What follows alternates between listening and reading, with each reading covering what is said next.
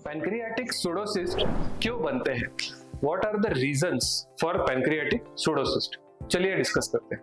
नमस्ते, मैं doctor Aditya Kulkarni, robotic surgeon, gastro and cancer specialist, OSS clinic Pune में प्रैक्टिस करता हूँ और मेरा एरिया ऑफ इंटरेस्ट है पेट में पाए जाने वाले वेरियस डाइजेस्टिव कंडीशंस, ट्यूमर्स और उसकी लैप्रोस्कोपिक और सर्जिकल ट्रीटमेंट। और आज हम डिस्कस करेंगे एक टॉपिक जिसे हम एक सीरीज पूरी तरह से क्रिएट कर रहे हैं और इसका नाम है पैंक्रियाटिक सुडोसिस्ट और उससे रिलेटेड पूरी इंफॉर्मेशन। और आज के टॉपिक का फोकस ये है कि पैंक्रियाटिक सुडोसिस्ट के बनने के पीछे क्या क्या रीजंस हो सकते हैं और इसे प्रिवेंट कैसे किया जाना चाहिए। और सबसे पहले हमें जानना है कि पैंक्रियाटिक सुडोसिस्ट होता क्या है और तब ये जान पाएंगे कि इसके पीछे के रीजंस क्या क्या होते हैं।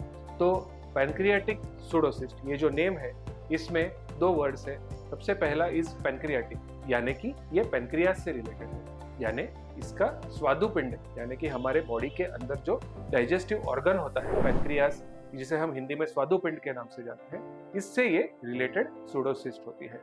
और स्वादुपिंड हमारे पेट के पीछे के तरफ लोकेटेड होता है और ये लगभग 10 to 12 सेंटीमीटर बड़ा डाइजेस्टिव ऑर्गन होता है, जिससे हमारे बॉडी के अंदर डाइजेस्टिव एंजाइम्स का जो सिक्रीशन होता है वो बड़ी मात्रा में पैंक्रियास के थ्रू होता है। और लगभग दिन में 1 से 1.5 लीटर डाइजेस्टिव एंजाइम्स ये पैंक्रियास हमारे लिए सिक्रेट करता है और इसे इंटेस्टाइन में पहुंचाकर डाइजेशन में हेल्प होती है। अगर डाइजेस्टिव एंजाइम्स ठीक से ना सिक्रेट हो तो कई बार हमें आर्टिफिशियल एंजाइम्स भी खाने पड़ सकते हैं। और ये पैंक्रियास जो होता है वो कुछ चीज़ों को ज़्यादा सेंसिटिव होता है, और जैसे कि अल्कोहल, जैसे कि गॉल ब्लैडर में स्टोन्स होना, जैसे कि पैंक्रियास के ऊपर कोई चोट आना या ट्रॉमा, जिसे मार लगना पेट के ऊपर, चाहे वो रोड ट्रैफिक एक्सीडेंट हो या चाहे वो गिरने की वजह से पेट के बल गिरने से चोट आना, इसकी वजह से पैंक्रियास में स्वेलिंग आ सकती है, इन्फ्लेमेशन आ सकता है और इसमें इन्फेक्शन क्रिएट हो सकता है, जिसे हम पैंक्रियाटाइटिस के नाम से जानते हैं। तो लगभग 85 to 90% जब पैंक्रियाटाइटिस होता है तो ये अपने आप सेटल हो जाता है, बट 10 to 15% पेशेंट्स में कुछ कॉम्प्लिकेशन हो सकते हैं।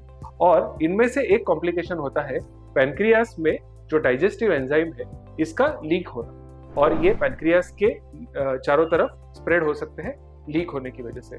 और लगभग दिन में अगर 1 से 1.5 लीटर एंजाइम लीक हो रहे हैं तो ये बॉडी के अंदर कलेक्ट हो सकते हैं। और जब ये डाइजेस्टिव एंजाइम कलेक्ट होते हैं तो इससे बनती है पैंक्रियाटिक सुडोसिस्ट। और सुडोसिस्ट होता है फ्लूइड से फिल्ड एक बैग जैसा स्ट्रक्चर जो हमारे बॉडी के अंदर होता है, और इसके अंदर होते हैं अलग अलग टाइप के पैंक्रियाटिक डाइजेस्टिव एंजाइम्स और जूसेस, और कभी कभी इसके अंदर कुछ सॉलिड टिश्यू की मात्रा भी हो सकती है। और इसके जो रीजन होते हैं वो गॉल ब्लैडर में स्टोन्स होना, जो कि पैंक्रियास के डक्ट को जाकर ब्लॉक कर सकते हैं। नंबर 2, अल्कोहल का ज्यादा मात्रा में सेवन करना, जिससे कि पैंक्रियास के ऊपर जोर आ सकता है, प्रेशर आ सकता है।